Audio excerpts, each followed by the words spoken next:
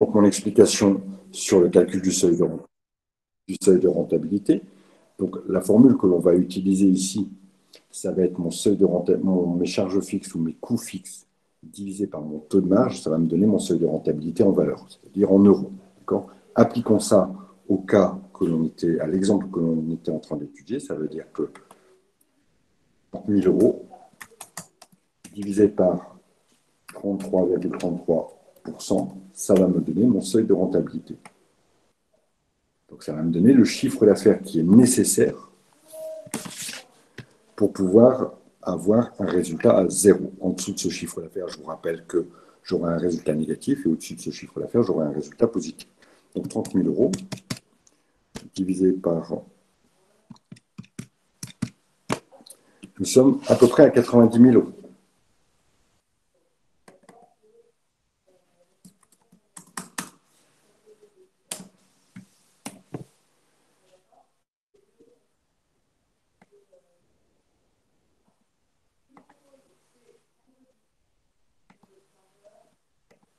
Donc ici, 90 000 euros, c'est mon seuil de rentabilité en valeur. Ça veut dire quoi?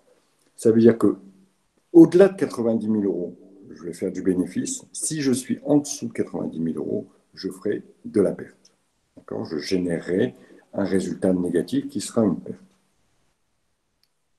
OK? Est-ce que Excusez-moi, juste... excusez-moi, il y a quelque chose qui m'échappe. Je ne Allez. comprends pas comment, en divisant 30 000 par 33%, on arrive à 90 000. Ben, si vous divisez 30 000 par moins de 1, vous obtiendrez un chiffre qui est supérieur à 30 000. Faites-le sur votre calculatrice, tout simplement. D'accord? Si vous divisez 30 000, quel que soit le chiffre, par moins de 1, vous obtiendrez un chiffre qui est supérieur au chiffre que vous avez divisé.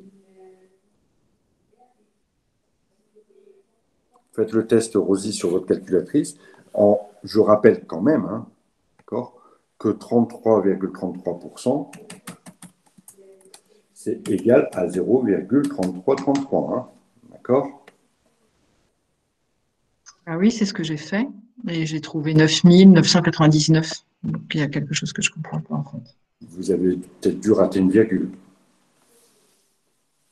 Non, monsieur, en fait, j'ai fait le calcul aussi, j'ai 900. Du coup, c'est peut-être qu'on a. Enfin, moi, en fait, j'avais compris au début, mais là, je comprends plus. Alors, faites sur votre calculatrice, tout le monde, 30 000 divisé par 0,3333, vous obtiendrez 90 009, oui, parce qu'il manque des 3 après. D'accord? Parce que, en fait, votre souci, c'est que vous ne savez pas que. Enfin, c'est pas que vous ne savez pas, c'est que vous n'arrivez pas à vous mettre en tête que 25%, par exemple, c'est égal à 0,25. Ou 50%, c'est égal à un demi. Un demi, c'est égal à 0,5. D'accord? Donc, et dans toutes les classes, tous les élèves ont du mal à comprendre que un chiffre en pourcentage, il faut le diviser par 100 pour avoir son nombre en décimale. Prenons un exemple. Je pense que c'est ça qui vous pose problème dans votre calcul. Prenons un exemple.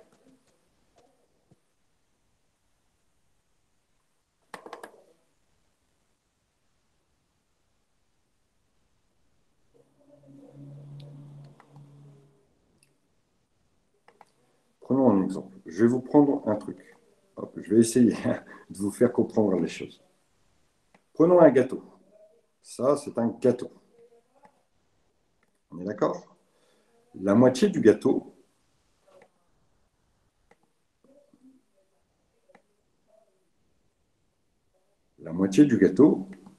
représente, on est d'accord tous là-dessus, 50% du gâteau.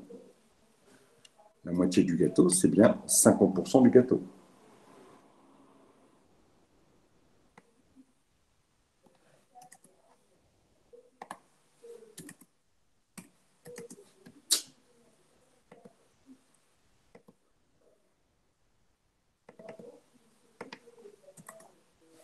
Je ne vais pas écrire dedans.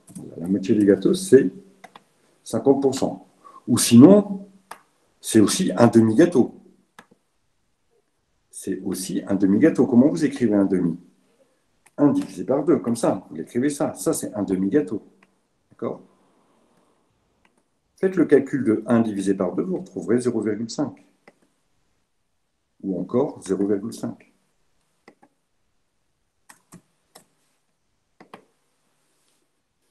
Je peux vous faire la même démonstration sur un quart de gâteau.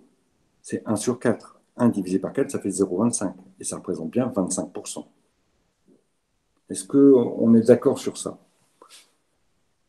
Donc, si je reviens sur mon calcul précédent, alors, effectivement, quelqu'un me dit, oui, monsieur, c'est 90 009. Non, c'est pas 90, parce qu'en fait, encore, après les 33, il y a encore plein de 33. D'accord? Donc, je peux vous dire que c'est 90 000. Si vous faites le calcul avec précision, c'est 90 000. Excusez-moi, monsieur. En fait, là, on peut, enfin, là, on peut, voilà, on peut savoir ça. Mais en fait, à l'examen, on doit avoir des chiffres précis. Et si on tombe pas sur des chiffres précis et que c'est des questions, en fait, qui se complètent, si on n'a pas le bon chiffre, ben, en fait, on va rater tout l'exercice. Alors, si vous n'avez pas le chiffre précis à 9 euros près sur 90 000, ce n'est pas un souci. D'accord? Ça ne va pas vous embêter beaucoup. D'accord? Et vous verrez quand on fera les examens, quand on fera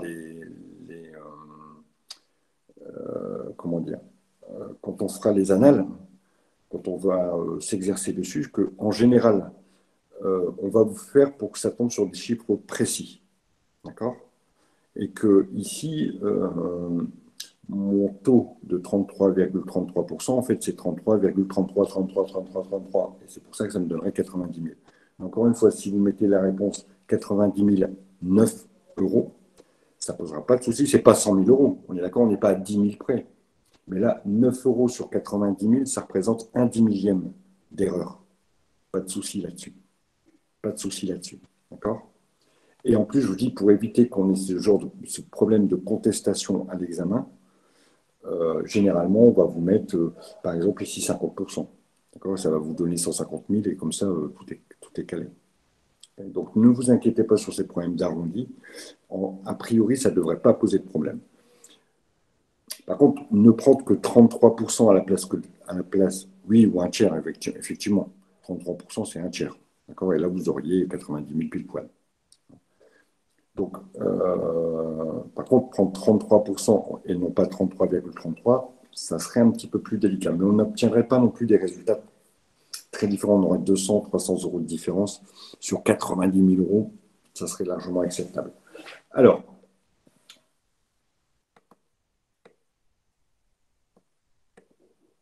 nous allons donc maintenant passer, c'est ma petite démonstration de gâteau, nous allons passer à l'étude d'une application qui est dans votre cours. Mais on va la refaire ensemble, de façon à ce que vous compreniez bien toute la démarche.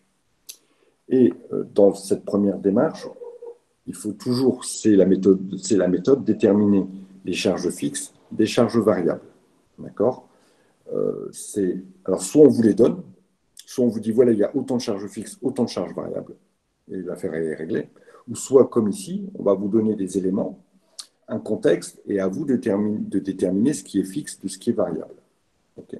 Alors là, je vais vous laisser 2-3 minutes, d'accord, de réflexion. Donc vous prenez, est-ce que le loyer, bon, le chiffre d'affaires, c'est pas une charge, hein, évidemment. Est-ce que le loyer, c'est fixe ou variable? Vous mettez un petit V, un petit machin, et puis après, on regarde ça ensemble pour déterminer le montant exact des charges fixes, des charges variables. Alors, je ne vous laisse pas des heures, hein, je vous laisse 2-3 minutes, et après, on en discute ensemble. C'est bon pour tout le monde?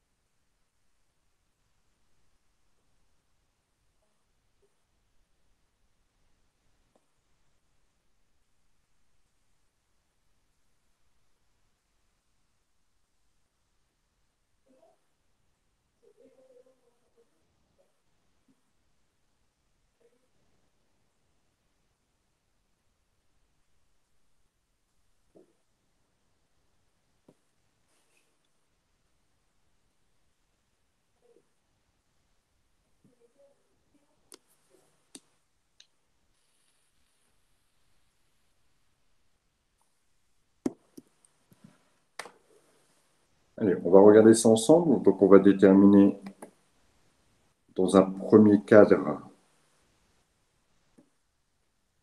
ici, les charges variables, ou les coûts variables, hein, c'est identique, hein, d'accord? Voilà, on va mettre coûts variables.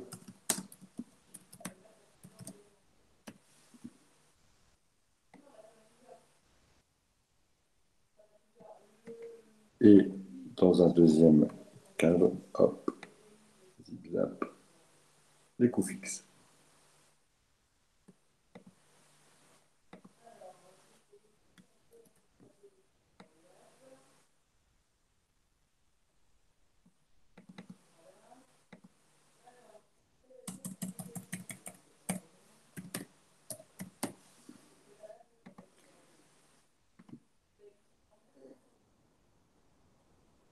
Qui est-ce qui est connecté ici? Allez, Alexandra. Allez, inactif. Alicia. Alicia, je vous charge de me mettre les coûts variables. Et William, je vous charge de me mettre les coûts fixes. Donc, puisque vous êtes connecté à la feuille, je vous laisse faire. Alors, vous me mettez soit avec des titres, enfin, soit avec du texte, ou soit avec des petits post-it. Les deux éléments. Pour les autres, je vais les remettre à l'écran pour ceux qui ne sont pas connectés. D'accord? Et on découvrira après ce que William et je ne sais plus qui d'ailleurs, et Alicia nous ont indiqué dans les deux cas.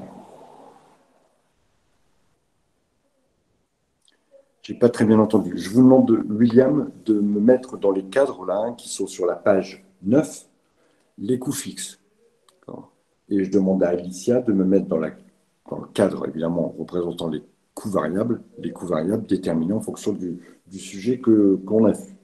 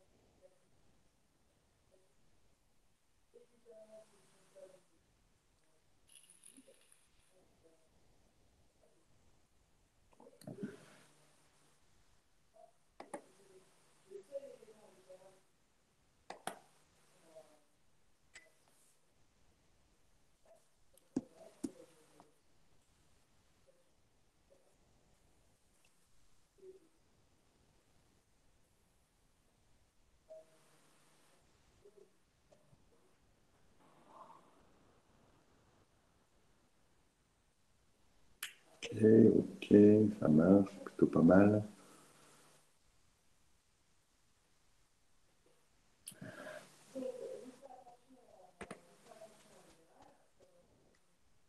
Alors, il me manque les amortissements d'immobilisation que vous ne m'avez pas indiqué.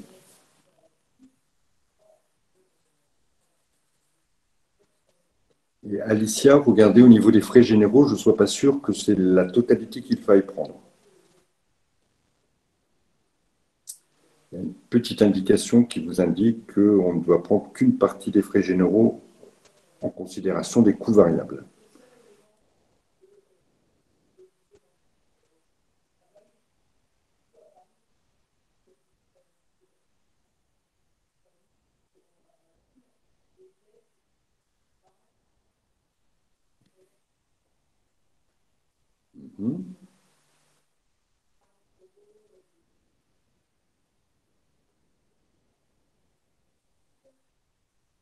Oui, pas de souci.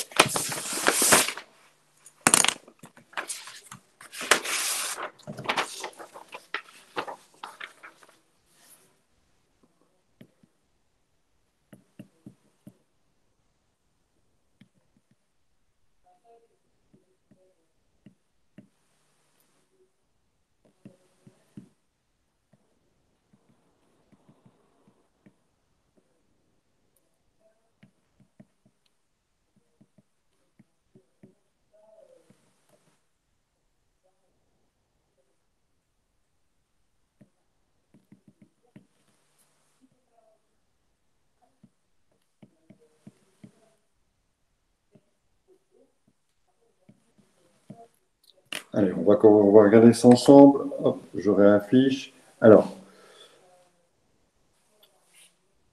au niveau des charges variables, d'accord? Ici, Alicia nous dit, voilà, alors je vais d'abord, de façon plutôt logique, d'accord? On est dans une entreprise qui va fabriquer les plats cuisinés. Et donc, ils vont, pour fabriquer ces plats, acheter des denrées. Évidemment, plus on va vendre de plats, plus on va devoir acheter de denrées. C'est tout à fait la caractéristique ou le critère qui permet de qualifier un coût de coût variable. Ensuite, dans l'énoncé, on vous dit qu'il y a des frais généraux qu'il faut considérer comme variables à hauteur de 60%, puisqu'il y a 40% en fixe.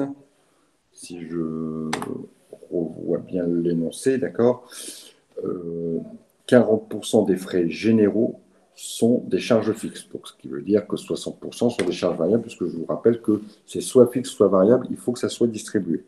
D'accord? Donc, 875 fois 60%, ça fait 525 et non pas 350. Je vais me permettre juste de corriger. D'accord? Ici, on a fait 875 fois 60, c'est pas grave, hein, fois 60%. Donc, ça nous a donné 525. Voilà. Et ensuite, par contre, là, je ne suis pas d'accord. La dotation aux amortissements, c'est quoi? Quand vous vous souvenez de notre chapitre sur les immobilisations, vous achetez, on peut, je ne sais pas ce qu'ils ont acheté là, mais imaginons qu'ils ont acheté un four. Votre four, vous l'avez payé 10 000 euros, que vous allez amortir sur 10 ans, soit 1 000 euros par an. Que vous l'utilisiez ou que vous ne l'utilisiez pas, ce four, il faut l'amortir. Comptablement, il faut l'amortir. Donc ça veut dire que les immobilisations ici sont à mettre dans les charges fixes. Alors, au titre des charges variables, c'est tout ce que l'on avait. Donc si on totalise les choses, ça veut dire qu'on a un total ici de charges variables qui est de 2525 plus 525, on est à un total de charges variables de 3050 euros.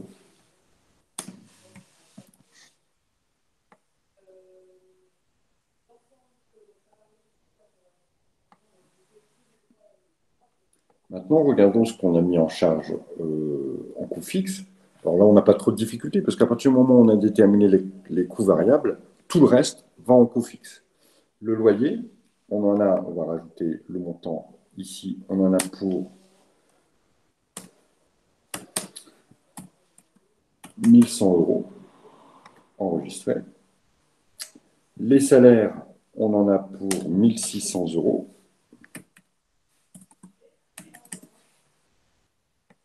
Sur les salaires, il y a des charges qu'on appelle les charges patronales qui sont de 40% de 1600 euros, donc 1600 fois 40%.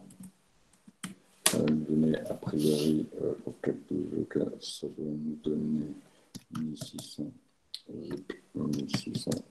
euros, 640 euros.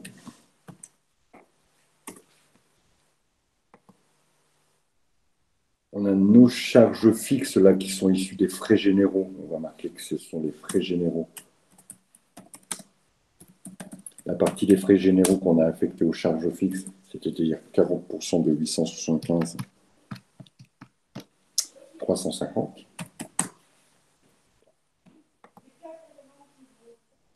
Et notre dotation aux amortissements, qui est effectivement de 500 euros.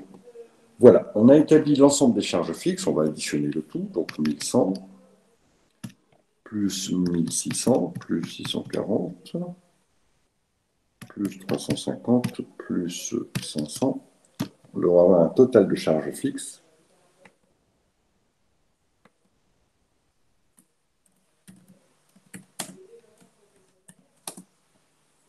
Un total de charges fixes de 4 190 euros.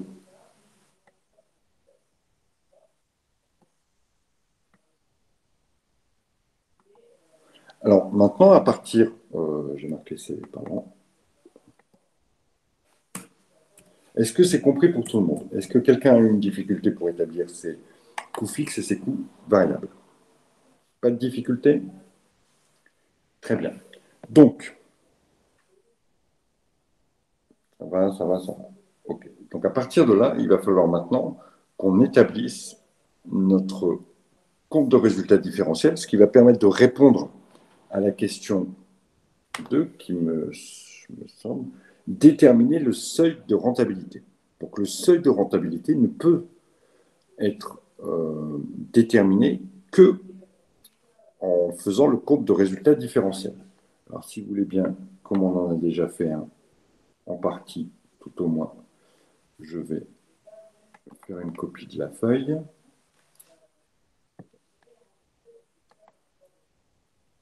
Alors c'était cette feuille-là, que je vais dupliquer. Une partie, je vais remonter le tout. Voilà.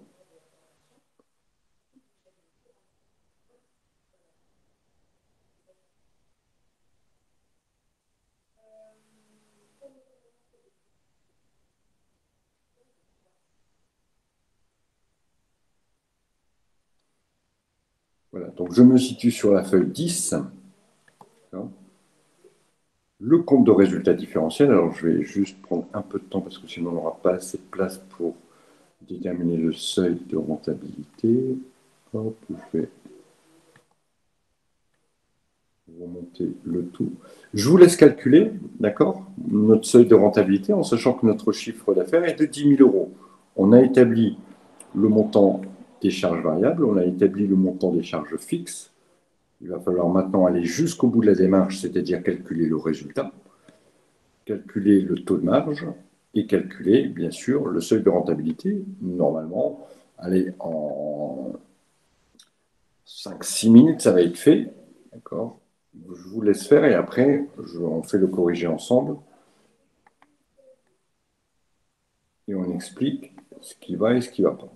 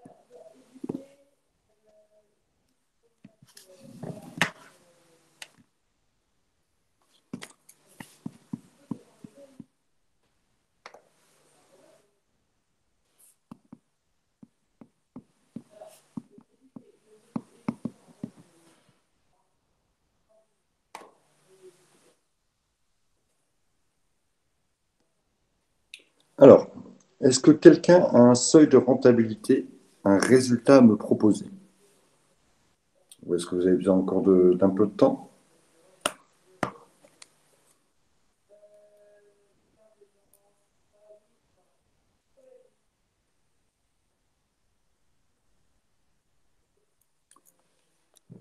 Faut-il que j'interroge quelqu'un? Alors, ça c'est quoi donc vous me dites pour le seuil 6028, ça c'est Mademoiselle Clémence.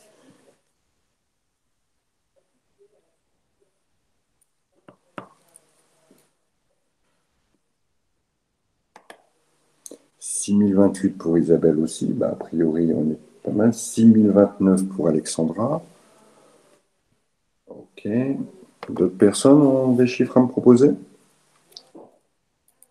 Alors, qui n'a pas réussi à le faire? 6029 aussi, Rosie. Et ben voilà, Rosie, elle a compris. Parfait. Alors, on va passer à la correction. Donc, bah, une fois que je connais un peu la structure de mon compte de résultats différentiels, d'accord? Il n'y a pas grand-chose à retenir hein, sur ce compte. Peut-être la formule pour le seuil de rentabilité. D'accord. Mais une fois que je connais la structure de mon compte de résultats différentiels, je n'ai plus qu'à reporter les montants. D'accord. Donc, je vais ici, mon chiffre d'affaires, on me le donne, d'accord, c'est 10 000 euros. Alors, il se peut que dans d'autres exercices, on vous demande de le calculer en vous disant, voilà, on a vendu, je ne sais pas moi, on a vendu 500 plats à 20 euros. Bon, ben voilà, on n'aura pas de difficulté à calculer le chiffre d'affaires, puisque c'est la somme des ventes. Donc, il suffit de calculer les ventes, et puis on aura notre chiffre d'affaires. Ensuite, nous, par le calcul tout à l'heure, on a déterminé qu'il y avait, alors j'avais noté, 3 050 euros de charges variables.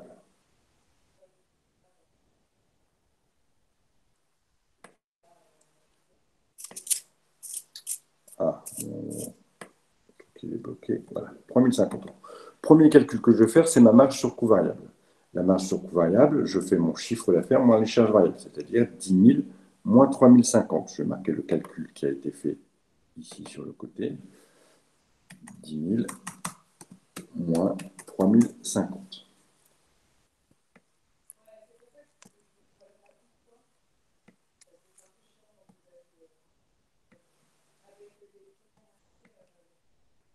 Donc, je devrais arriver à 6 950 si mon calcul de tête il est bon. 6 950 de marge sur coût variable. Est-ce que jusqu'à présent, tout le monde suit et personne n'est à la rue ou n'est perdu? C'est tout bon? Impeccable. Maintenant, je vais établir mon taux de marge. Mon taux de marge, je vais mettre le calcul sur le côté. Le taux de marge, on sait que c'est la marge, 6 950, on vient de la calculer, divisé par le chiffre d'affaires, divisé par 10 000.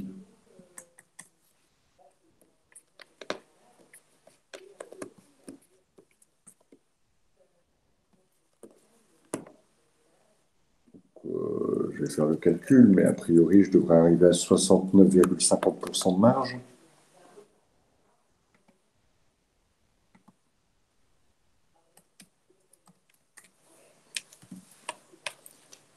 Vous me dites si ce que je fais le calcul de tête, mais a priori, ça devrait être ça. Hein.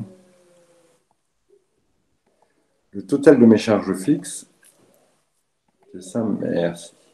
Le total de mes charges fixes, lui, il est à 4190. Ça, on l'a déterminé par le calcul tout à l'heure. 4190. Maintenant, il va falloir déterminer quel est le résultat. Est-ce que quelqu'un a calculé le résultat? Le résultat, lui, il se fait en prenant le chiffre d'affaires moins toutes les charges. D'accord? 10 000 moins 2760. D'accord? Parfait. Donc 10 000 moins 3050 moins 4190. Autre solution, on aurait pu faire la marge moins les charges fixes. C'était une deuxième solution tout à fait possible aussi et qui fonctionne aussi.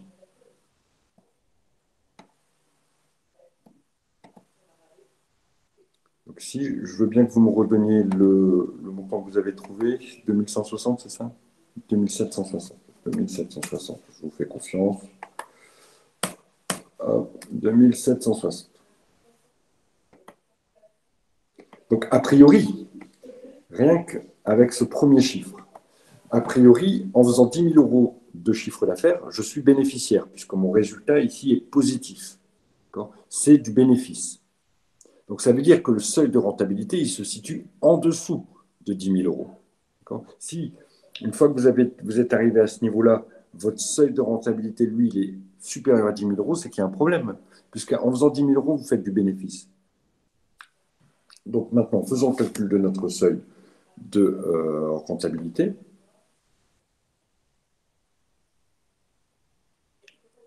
« 3 900 », ça me paraît peu, Alicia. 6 028, ça me paraît mieux. Regardez, Alicia. Charge fixe, 4 190, divisé par mon taux de marge, 69,50%. Je pense que vous avez peut-être pris des charges variables, Alicia. Ça, c'est le calcul que je vais faire pour trouver mon seuil de rentabilité.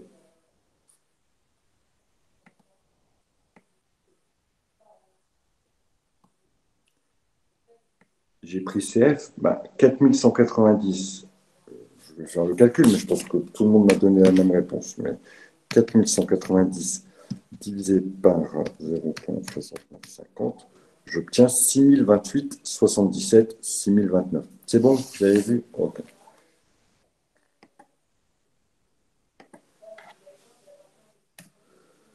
On va arrondir à 6029. Sur des chiffres comme ça, on ne vous sanctionnera pas si vous mettez 6029 à la place de 6028,77.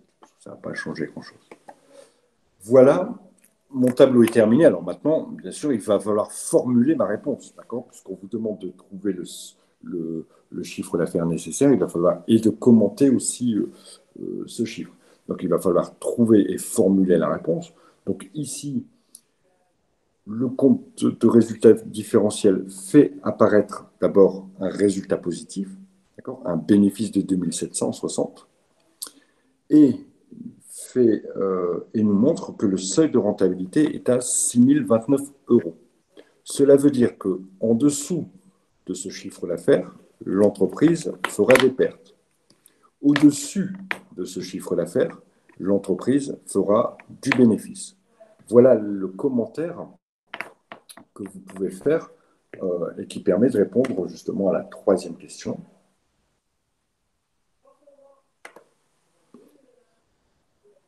Voilà. Commenter le résultat obtenu, donc calculer le seuil de rentabilité, on le fait. Le seuil de rentabilité, il est de 6029 euros. Et le commentaire, voilà, vous expliquez finalement ce que c'est le seuil de rentabilité. Sous cette somme, l'entreprise n'est pas viable puisqu'elle elle fera des pertes, alors que si cette somme est dépassée, l'entreprise fera du bénéfice. Ça marche?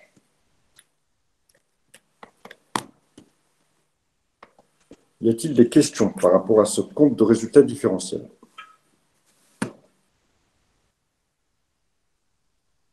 Pas de questions sur? Bien. Allez-y, Clémence. Je vous écoute ou je vous lis. Dites-moi ce qui ne va pas, ou ce que vous n'avez pas compris, ou les explications supplémentaires. Vous pouvez réexpliquer pour la question 3. Je vais l'écrire même, d'accord? Comme ça, ça sera, vous en aurez une trace. Donc, la réponse à la question 1, c'était établissez le total des charges fixes et des charges variables. On l'a fait. La réponse, question 2, donc on va dire, voilà, le seuil de rentabilité est de 6029 euros. D'accord? On est efficace, on donne la réponse. Voilà, ça, c'est la réponse à la question 2. Maintenant, concernant la réponse à la question 3,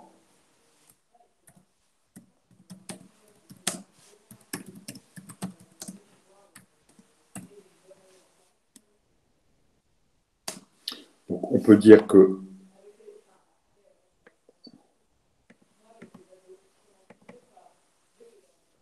en dessous d'un chiffre d'affaires de 6 029 euros, l'entreprise n'est pas viable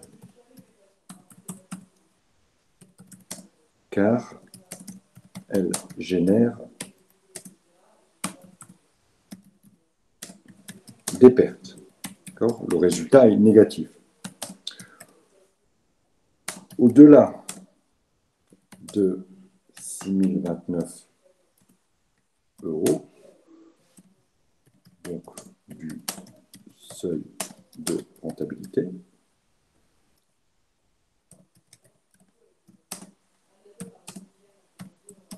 l'entreprise fera du bénéfice.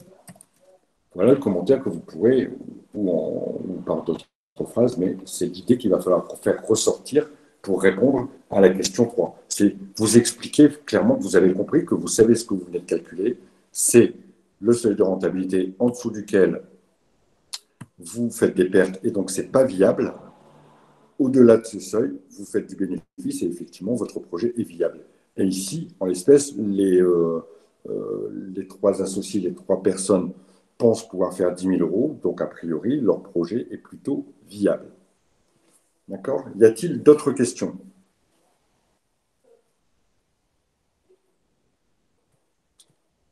Non? Alors, je veux juste qu'on se mette d'accord sur une chose. D'accord?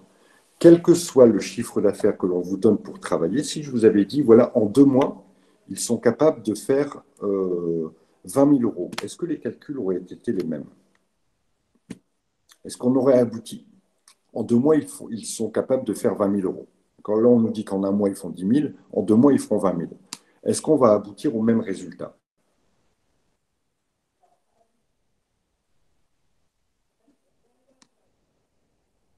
Je vous rappelle ici que le chiffre qui est important, c'est le taux de marge. Et comme c'est un taux, quel que soit le chiffre d'affaires que l'on va vous donner, si on vous le donne sur une période ou si on vous le donne sur une autre période, de toute façon, ce n'est pas très grave. Ou si même, imaginons ici que les plats de nos petits gars, ils valent 10 euros. D'accord? Donc, s'ils en vendent 10 000, ça veut dire qu'ils vont vendre 1000 plats à 10 euros. D'accord? Si je vous donne le prix d'un plat et les denrées nécessaires pour un plat, vous êtes aussi capable de me calculer le taux de marge. Et c'est tout ce dont j'ai besoin pour établir le seuil de rentabilité, bien sûr, avec les charges fixes. Imaginons que, et c'est pour pas que vous soyez perdu dans un sujet, on vous dit, voilà, le prix d'un plat, c'est 10 euros, le prix de vente. D'accord? Et pour faire un plat, il me faut 3,05 € de denrées et de diverses charges variables. Quel est le seuil de rentabilité si j'ai 4 190 € de charges fixes? Sur un plat, je vais obtenir exactement le même résultat en termes de taux de marge que si je l'ai fait sur 10 000 plats ou sur 100 000 plats.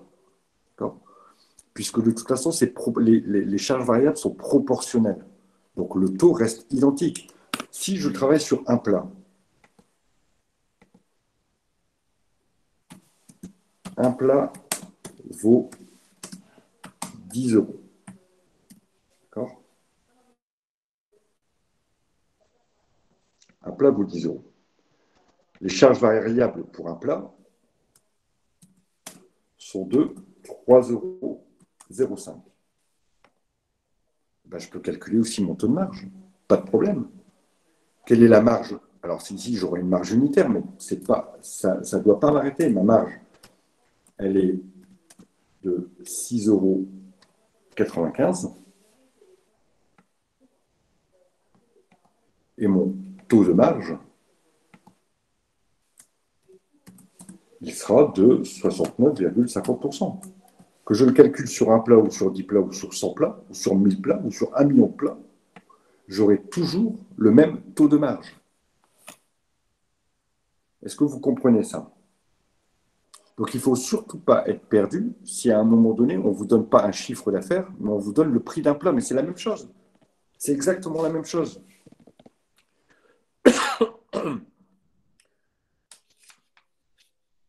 Y a-t-il des questions? Y a-t-il des choses qui sont encore un peu obscures?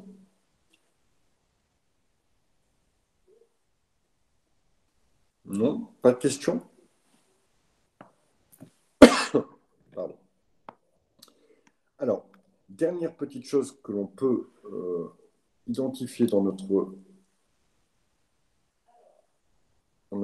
compte de résultats et qu'il sera bon de temps en temps, ça sera une donnée qui servira. Alors, si elle ne sert pas, c'est tout, on ne la calcule pas.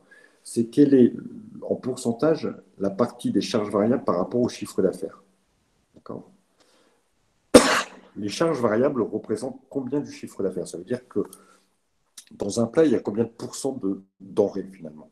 D'accord? Ici, il va y avoir 30% de denrées. Tout simplement, j'ai fait 3050 divisé par 10 000. D'accord? Et ça me donnera 30% de denrées, 30,50. Donc ça, c'est aussi intéressant de pouvoir le mettre, c'est que les CV, les charges variables, hein, d'accord, les CV représentent 30,50% du CA.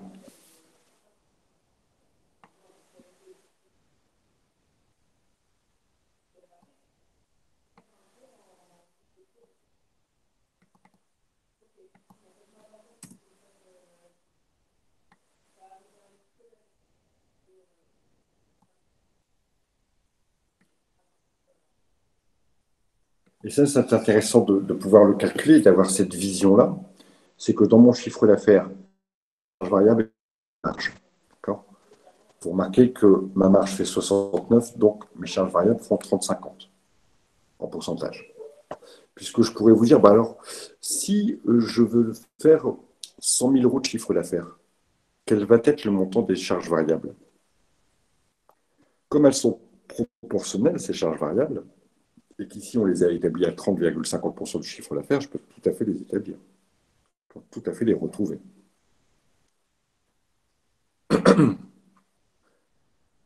Y a-t-il des questions?